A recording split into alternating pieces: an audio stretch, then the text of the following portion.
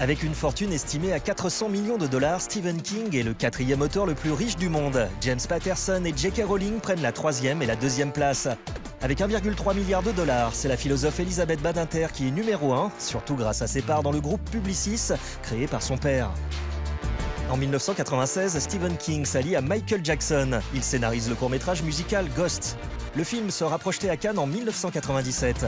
Avec ses 37 minutes, il devient le clip le plus long de l'histoire. Il sera détrôné en 2013 par Pharrell Williams, et de loin. La vidéo de son tube Happy dure 24 heures.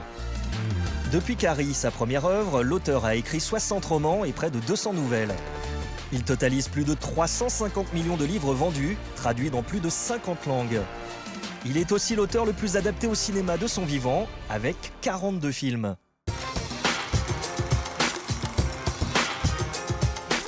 L'écrivain a pris l'habitude d'apparaître sur grand écran. On compte 22 rôles pour le moment, souvent dans des adaptations de ses œuvres.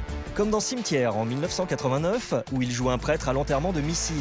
Il offre même un caméo à son fils Joe dans Creepshow. La fibre du 7e art se transmet dans la famille King.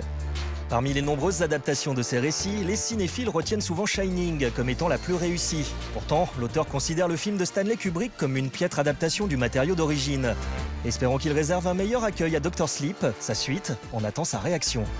Depuis 1977, les jeunes réalisateurs peuvent acheter les droits d'adaptation des nouvelles de King pour $1. Ils les appellent ces Dollar Babies. Si peu de réalisateurs ont pu tirer un bénéfice de ces œuvres, c'est le cas par exemple de Franck Darabont et son adaptation de Chambre 312. Il réalisera ensuite Les Évadés et La Ligne verte.